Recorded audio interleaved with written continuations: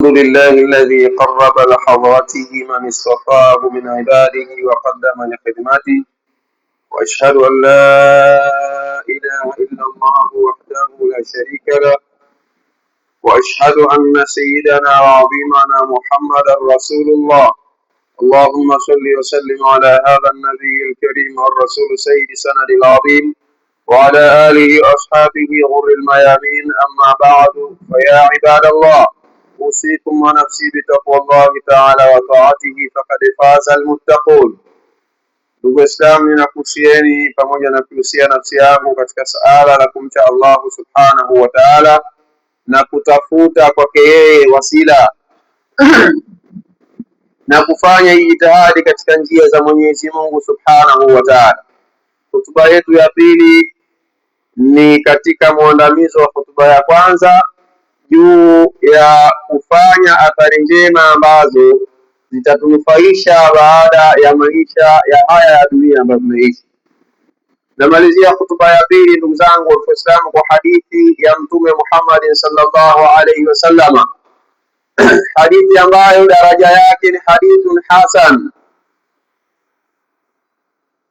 Mtume Muhammad sallallahu alaihi wasallam, baada ya maelezo marefu ambayo inaeleza sababu ya Mtume sallallahu alaihi wasallam kusema maneno haya,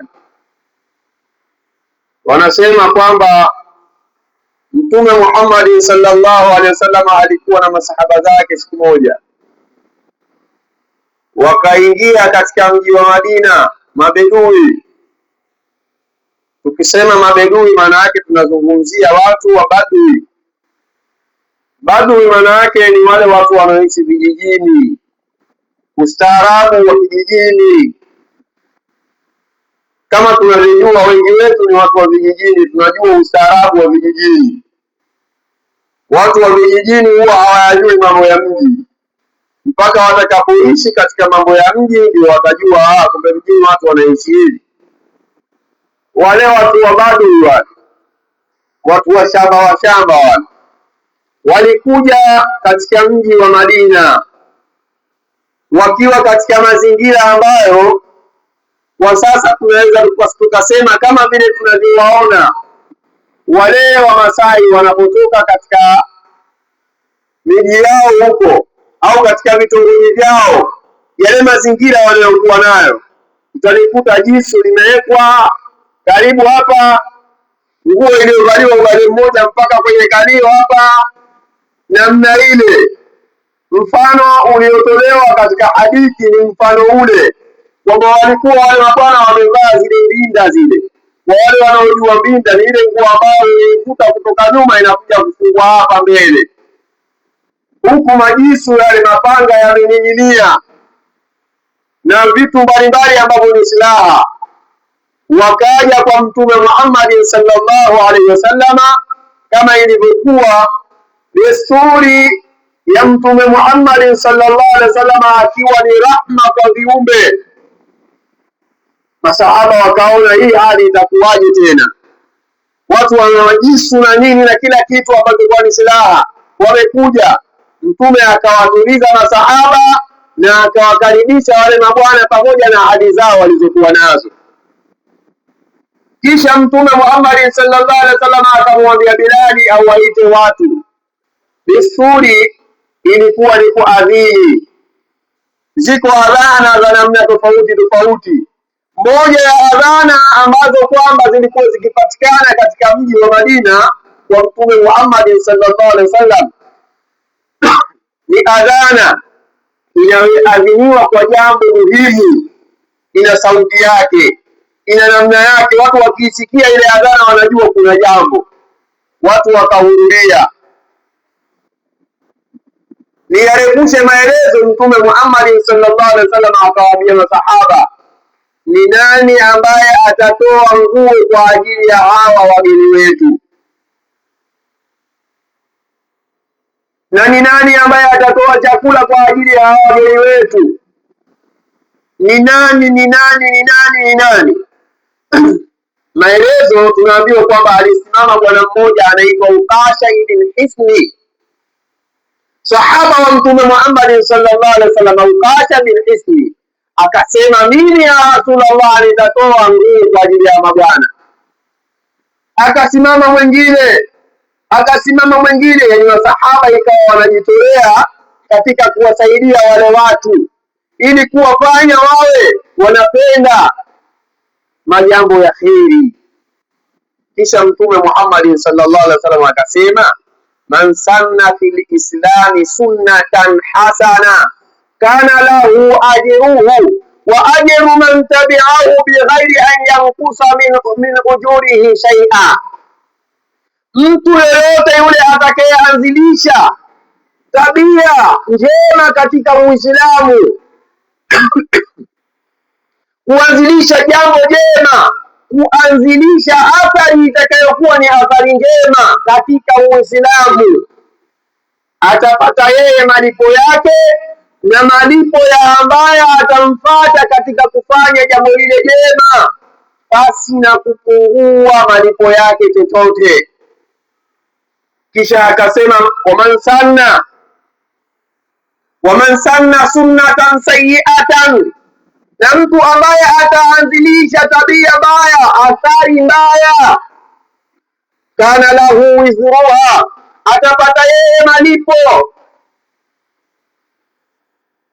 ya ubaya huo, wa wizru man tabi'ahu bighairi an yanqusa min awzarihi shay'a, na wizani wa malipo ya mtu ambaye atafuata ubaya huo aliyouanzilisha, basi na kupungua malipo ya ubaya huo kitu chochote.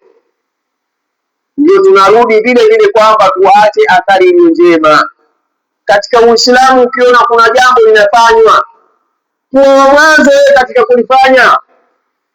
Yoyote yule ambaye atakufuata wewe katika kufanya, hata akifanya kwa ubora gani, bado wewe athari yake ni kubwa mbele ya Mwenyezi Mungu Subhanahu wa Ta'ala.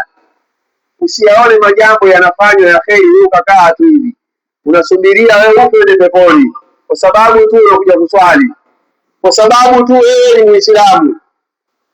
Ukiona mambo ya kheri yanafanywa, ndio ile wajahidu fi sabilihi la'allakum tuflihun, fanyeni jitihadi katika njia zake Mwenyezi Mungu Subhanahu wa Ta'ala ili mpate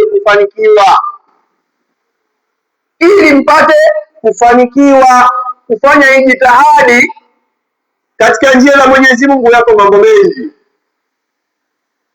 hakuna umuhimu wa kuyataja moja moja, lakini yako mambo mengi.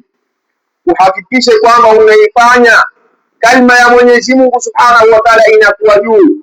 Hiyo ni athari njema ndugu zangu, kwani Mtume Muhammad sallallahu alaihi wasallam alimwambia Sayyidina Umar radhiyallahu ta'ala anhu ya kwamba Mwenyezi Mungu lao anamuongoza mtu mmoja kwa kupitia wewe, ni bora kwako kuliko kupewa ngamia 100 wekundu. La in yahdi Allahu bika rajulun wahida khairu laka min umurin na'im. Lau Mwenyezi Mungu Subhanahu wa Ta'ala atafikisha hidayah ya kumuongoza mtu mmoja kwa ajili ya wewe, yani umefanya athari wewe mpaka mtu mmoja akawa ni mwenye kupata hidayah ya Uislamu. Pengine ni Muislamu ikawa afanye ibada, wewe ukawa ni mtu ambaye umekuwa chachu ya kumfanya yule afanye ibada, ni bora kwako wewe kuliko kupewa ngamia 100 wekundu.